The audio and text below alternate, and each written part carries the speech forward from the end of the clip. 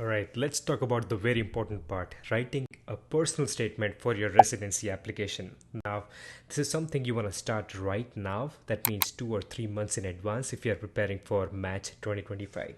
Okay, now, whenever I say, you want to write something, the first thing that comes up in our mind is ChatGPT, right? So ChatGPT can write everything. You just give the command, and actually, I experimented multiple times, and I've analyzed what ChatGPT can have as output. Now, what I noticed that the introduction, the paragraph, and the conclusion, no matter how many times you give the command or input, they are almost always too generic. So if someone sends me a personal statement, even an email or a message, I can immediately make out that hey, this is written from ChatGPT. Okay, so don't just make that blind mistake of forming your entire personal statement just from ChatGPT. Program directors or associate program directors can easily make out. So seek professional help if you want to edit your personal statement. By the way, so we are launching our services this year. So we are offering you virtual interview preparation, one-on-one mentoring sessions, and in addition to that, we are offering you unlimited CV and personal statement editing. So do check out USMLEStrike website to know more about that.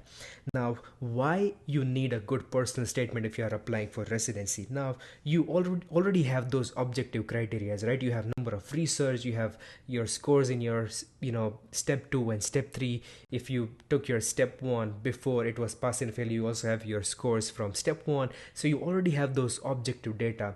The reason for the personal statement is actually to present your story. It's a personal statement, it has to be a personal story. So I would highly recommend you to write your personal statement by yourself. Okay, that's if someone else is writing for you, that's totally unethical.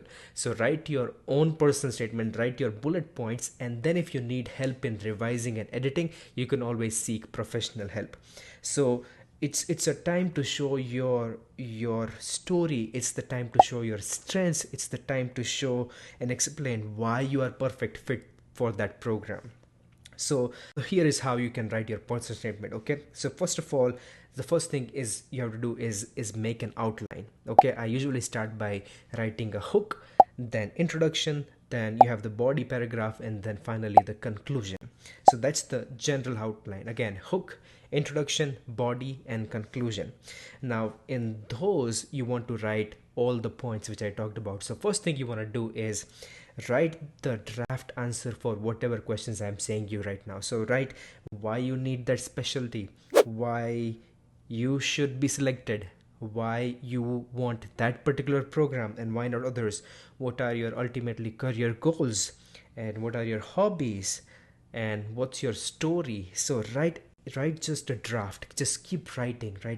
Okay, so open the Word document and just keep writing. Eventually it will get better over the time. Okay, now I've come across this question all the time that hey, I don't know what to write. Just open the Word, just take a pen and paper, just start writing. You will definitely have some ideas. Okay, and then finally, once you have that outline, remove the generic terms that I've been always hardworking, I had an incident in my family, that's why I was motivated. So those are all cliche and generic statements. Okay, everybody writes that. So remove those generic statements and replace that with some new and unique things. Okay, and the second thing I want to come to, once you have outlined your draft, you want to try to narrow it down and concise. One page personal statement is a perfect fit. How many words you want to target? It's around 500 to 700 words. Okay, do multiple revisions every time. Look at your personal statement every day.